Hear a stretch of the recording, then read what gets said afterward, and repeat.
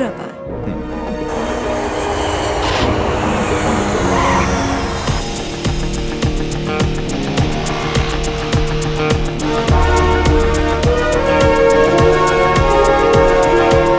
Sir moulding unit నుంచి రేపు మెట్రోపిల్లస్ mouldings Bengaluru వెళ్తున్నాయి sir. So you need to check them and give them an approval sir. Let's go.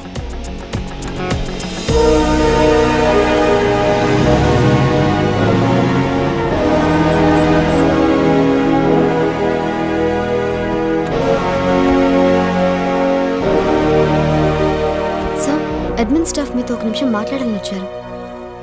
Morning sir. ఏంటి? శ్రీరామనవమికి మా కాలనీలో పందిరి వేసుకున్నాం సార్. రేపు ఆఖరి తేదీ నవమి. మేము రాముల వారి ఉత్సవాలు జరుపుకుంటున్నాం. మీరు మీ కుటుంబ సభ్యులు వచ్చి ఆ వేడుకలను చూస్తే మేమెంతో ఆనందిస్తాం సార్. సారీ ప్రసాద్, రేపు ఈవినింగ్ మా ఫ్యామిలీ పార్టీ ఉంది. You go ahead. Okay sir మీరు వస్తారని చాలా హోప్స్ పెట్టుకున్నాం సార్. కానీ నేను రావట్లేదు.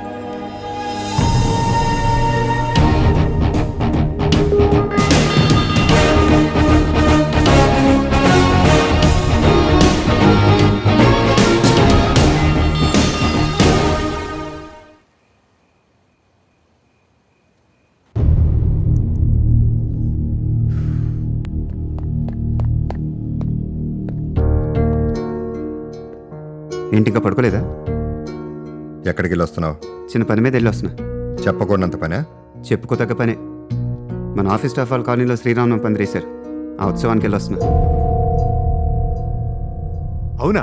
నన్ను కూడా పిలవాల్సింది కదరా, నేను వచ్చేవాడిని. ఇంతకీ ఏం చేశారు అక్కడ? వడపప్పు పానకం పెట్టారు బాబాయ్. తిని రాములవారి గురించి పాట పాడుకున్నాం. ఏంటర్ష, మామయ్య ఈరోజు పార్టీ ఇస్తున్నానని తెలుసు కదా, ఫ్యామిలీ అంతా అక్కడ ఉన్నాం, రాకపోతే ఎలా? ఈ పార్టీస్ నా వల్ల కాదు కార్తీక్, నీకు తెలుసు కదా. హర్ష, నువ్వు ప్రతి పార్టీ మిస్ అవుతున్నావు. You missing all the fun. Yeah I know. పెద్దవాళ్ళందరూ వచ్చారు పార్టీకి. నువ్వు అక్కడ లేకపోవడంతో అన్నయ్యకి మొహం కొట్టేసినట్టయింది తెలుసా? కానీ నేను అక్కడికి వెళ్ళటం వల్ల మనందరం ఆఫీస్ వాళ్ళకి మొహం చూపించుకోవచ్చు. అత్తయ్య, enough Harsha. What's wrong with you? అదే నేను మిమ్మల్ని అడుగుదాం అనుకుంటున్నానండి. మన ఆఫీస్ వాళ్ళు అభిమానంతో ఉత్సవానికి రమ్మంటే ఏ ఒకేషన్ లేకుండా పార్టీ అరేంజ్ చేసి వెళ్ళి రానికుండా చేశారు. కనీసం నేనన్నా వెళ్ళాను. చాలా ఆనందపడ్డారండి. I want to talk to you. కొంచెం టైం ఇస్తావా? బాగా లేట్ అయిందండి, పొద్దున్న మాట్లాడుకుందాం. గుడ్ నైట్ అమ్మా.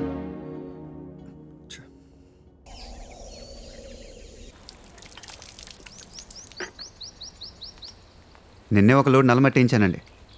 కొత్త మొక్కలు నాటే.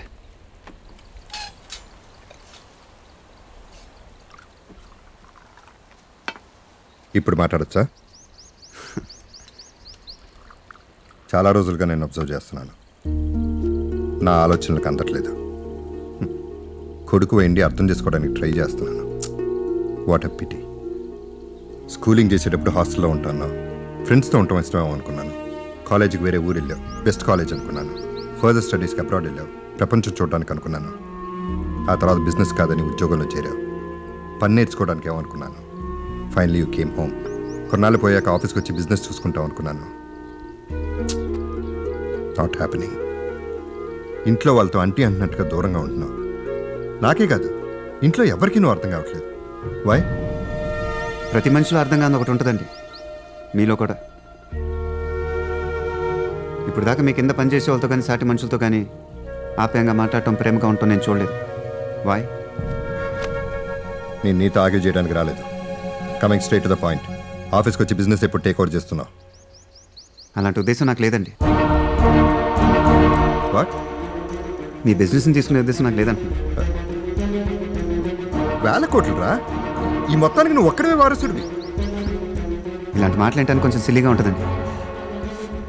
I thought you were something different, but you are mad. ఇప్పుడు నువ్వు కాదంటే ఇదంతా ఎవరి కోసం? అది నన్ను అడిగితే ఎలా? మీ నాన్నగారు ఏం చేసేవారండి? వ్యవసాయం. మరి ఆయన తర్వాత అదే మీరు ఎందుకు చేయలే? ఆయన కాదని మీరు కష్టపడి ఇంతవాళ్ళు అయ్యారు. I respect you for that. నన్ను కూడా నాకు తోచింది చేయనండి. Let me also earn some respect. ఏం చేయాలనుకుంటున్నావు? ఇంకేం అనుకోలేదండి. Let's see. ఇంకో అరలోడు ఎర్రమట్టి చెప్పారయ్యా. అలాగే అయ్యా.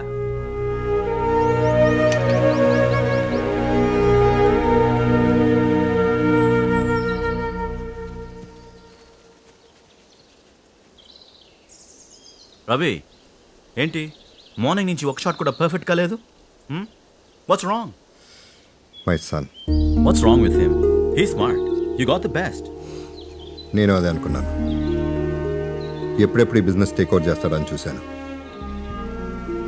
Finally set no. వాట్ వాడికి ఈ బిజినెస్లో కోట్లు వద్దంట. వాడికి తోచింది వాడు చేసుకుంటాడంట. ఈ ఏజ్లో వాళ్ళు అటు ఇటు ఫ్లక్చుయేట్ అవుతారు, మనమే డైవర్ట్ చేయాలి. Why don't you get him married?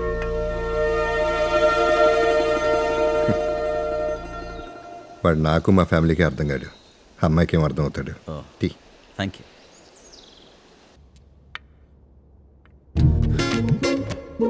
ఈ జీవితం యొక్క అందం ఏంటో తెలుసా మీకు? ఇది చాలా అందమైంది. ఈ అందమైన జీవితం ఎలా జీవించాలో తెలుసా? ఎలా? అందంగా జీవించాలి. హర్ష, రేపు ఆఫీస్లో కొత్త ప్రాజెక్ట్ గురించి కొలాబరేషన్ మీటింగ్ ఉంది. బోర్డ్ ఆఫ్ డైరెక్టర్స్లో నువ్వు ఒకటివి. ఎప్పుడైనా వచ్చి కనిపిస్తే చూసేవాళ్ళకి కూడా బాగుంటుంది. ఆగలవా? వేరే పనులు ఏమైనా ఉన్నాయా? అబ్బా మీరు మరీను అంత ఇంపార్టెంట్ మీటింగ్ అయితే ఒక్కసారి రాడా ఏంటి? రేపు అందరికంటే వాడే ముందుంటాడు.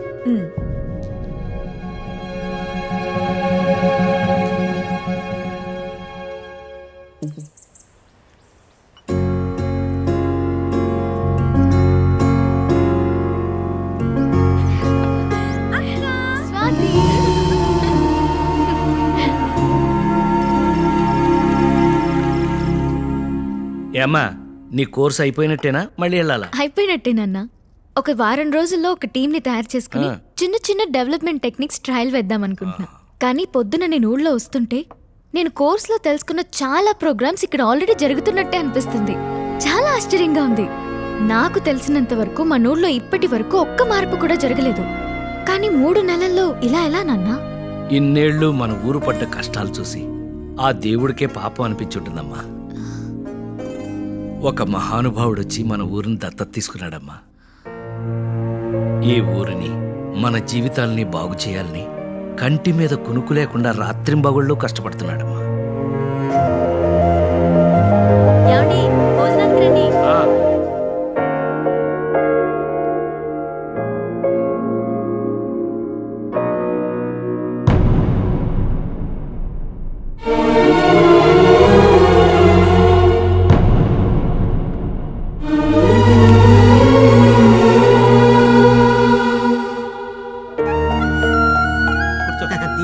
ఆ, రా బాబు, కూర్చో.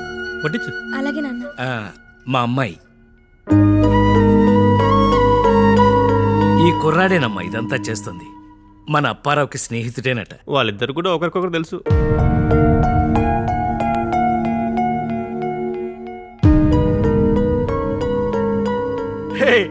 నా బర్త్డే పార్టీకి మా ఇంట్లో కలిసారు కదా, మీ ఇద్దరికి పరిచయం కూడా చేశాను. అప్పుడే మర్చిపోయారా? ఈ బర్త్డే గురించి మాని పెళ్లి గురించి ఆలోచించు. సర్లే అత్తే, ఏం సార్ చెప్తావు? ఈ ఊరికి ఎప్పుడు ఏదో ఒకటి చేయాలనిపించారు. సమయానికి నా ఫ్రెండ్ని కలిసి వాడిని మోటివేట్ చేశాను. నువ్వేమొస్తూ వద్దా ప్లీజ్, నాకు నచ్చదు. నీ ఊరు నా ఊరు కదా చెప్పు. Same village it. నువ్వు హాయిగా వెళ్ళి పడుకో. ఎమోషన్ అవ్వక. Sleep tight and good night.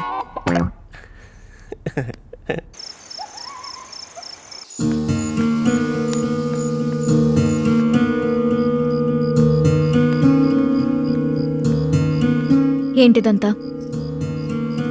ఎందుకు ఇక్కడికి వచ్చా? ఇది మా ఊరే కదా. ఓ, నేను చెప్పేదాకా నీకు ఊరు ఉందని కూడా తెలీదు. ఇప్పుడు మీ ఊరైపోయి ప్రేమ పుట్టుకొచ్చేసిందా? చూడు, నీకు మీ ఫ్యామిలీకి ప్రతిదీ బిజినెసే. నాతో ప్రేమన్నావు, నేను నో అనగానే ఇక్కడికొచ్చి మా ఫ్యామిలీకి దగ్గర అవుతున్నావు. వాళ్ళకు ఊరు మీద ప్రేమ అని తెలిసి ఊరు మీద ఇన్వెస్ట్మెంట్ చేస్తున్నావు. నువ్వు చేస్తున్న ఈ పనికి వాళ్ళు ఫ్లాట్ అయిపోయి నన్ను నీకిచ్చి చేస్తారని నీ ప్లాన్. కానీ అది ఎప్పటికీ జరగదు. ఈ ఊరు మీద నీ ఇన్వెస్ట్మెంట్ అంతా వేస్ట్ అయిపోతుంది. ఇప్పటికైనా లేట్ అయిందేం లేదు. Just leave as soon as possible. Balance amount అయినా మిగులుద్ది.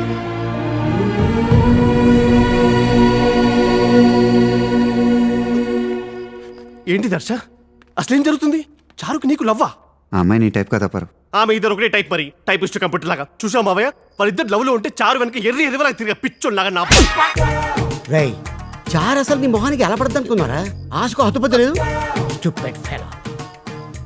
బాబు మీరు పుస్తకం చదువుకొని పడుకోండి, మిగతా విషయాలు నేను లోపలికి తీసుకెళ్ళి ఎక్స్ప్లెయిన్ చేస్తాను. చూస్తున్నావేంటి? పదా పదా. కడుగు. ఇది చూడు ఎలా పండిందో. ఇంకాసేపు ఉంచుకోవే అంటూ ఉంచుకున్నావా? బాగా పండకపోతే అలాంటి మొహాలు దొరుకుతారు మొగుళ్ళుగా. ఏయ్, ఏం చేద్దామని 2 కాళ్ళు ఎత్తి బావులో పడేసి దూకి మరీ సంపుద్ది పెద్ద కంచు. సరిగ్గా తుడుచుకోవే. తుడుచుకున్నానమ్మా. దా పట్టు. ఏది చూపి. అబ్బా ఎంత ఎర్రగా పండిందో. నీకు ఎర్రటి మొగుడు వస్తాడే. నాకు ఎర్రగా ఉండేవాళ్ళంటే ఇష్టం లేదు. చామంచాయిగా ఉండేవాళ్ళు బాగా నచ్చుతారు. కనీసం నల్లగా ఉన్నా కూడా పర్లేదు, కానీ ఎర్రగా ఉండేవాళ్ళు అస్సలు నచ్చరు. చారుకు నీకేమైందో తెలియదు కానీ నువ్వంటే మాత్రం ఇష్టం లేని అర్థమైపోయింది. ఇలా సీక్రెట్గా సిగ్నల్స్ పంపిస్తుంది. చారు నాకు దక్కిన మన ఫ్రెండ్షిప్ మొత్తం ఇలాగే ఉండాలి. I literally beg you. అలాగే. సినిమాలో హీరోని అనవసరంగా అపార్థం చేసుకుని చారు. ఈ ఆడోళ్ళ కంటికి ఆత్రమే. నన్ను మర్చిపోను. చివరికి తన తప్పు తెలుసుకుని ఏడుస్తూ హీరోని గట్టిగా వాడేసుకుంది. ఎందుకు అది చూస్తారా?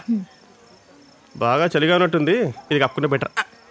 సినిమాలో చూసిన డైలాగ్ నా మీద పడితే పళ్ళు రాల్తాయి. అంతే. నోరు మూసుకున్నాడు.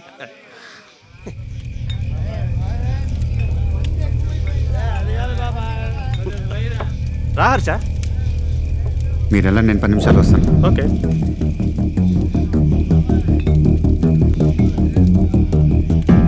ఏంట్రా ఇది? సారా నువ్వు కూడా వస్తావా? ఓ పక్క నేను ఊరంతా శుభ్రం చేస్తుంటే ఏంట్రా చెత్తంతా తీసేయండి. తీయాలా?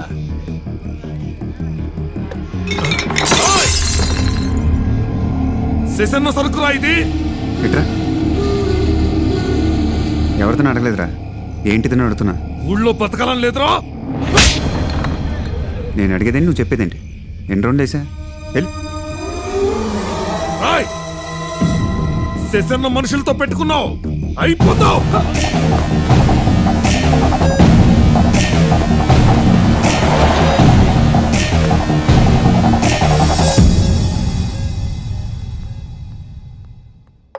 బాబు, ఏంటి బాబు నువ్వు చేసిన పని? ఆ శశి మనుషులతో గొడవ పెట్టుకున్నావా?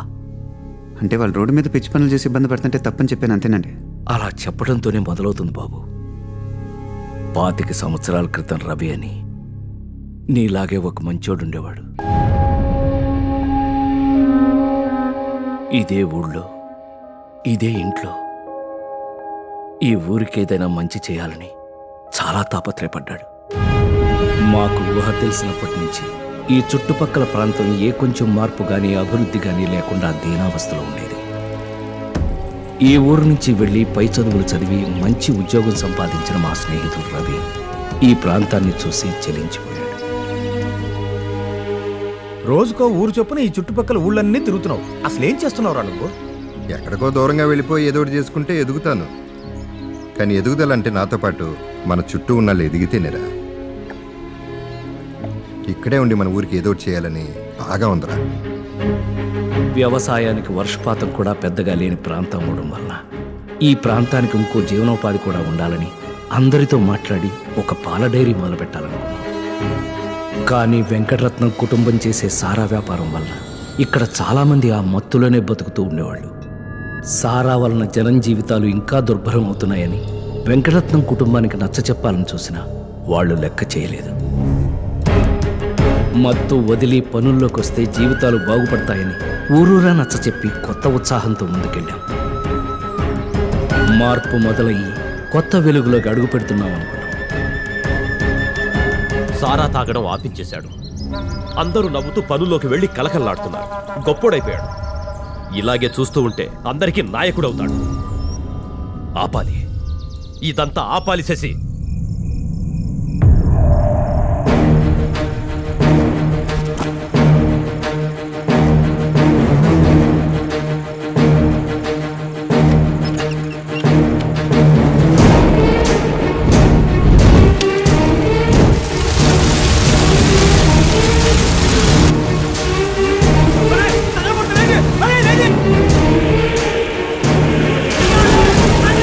ఎన్నో ఆశలతో కొత్త వెలుగును చూస్తున్న మాకు ఒక్కసారిగా చీకటి కమ్ముకుంది.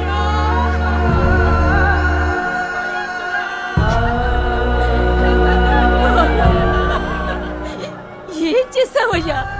ఇంతకు ముందు ఇవన్నీ లేకపోయినా బాగా బతకలేదేమో గాని బతికే ఉన్నావు. కానీ ఇప్పుడు ఇప్పుడు అందరూ చచ్చిపోయారయ్యా, చచ్చిపోయారు. మమ్మల్ని వదిలేయి బాబు, వదిలేయ్యా. జరిగిన నష్టానికి మా రవి మీద ఈ ఊరు ఆవేశంలో నోరు జారింది.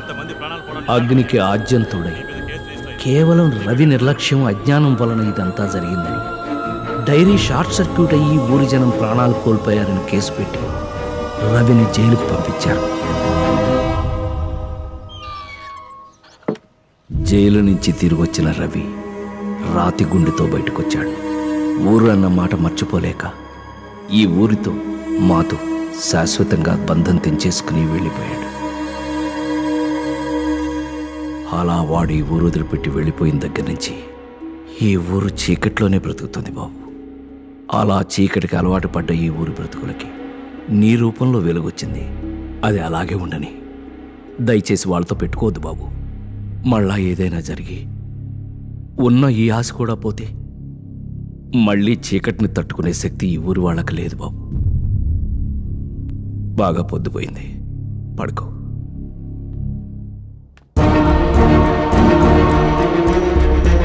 Thank you.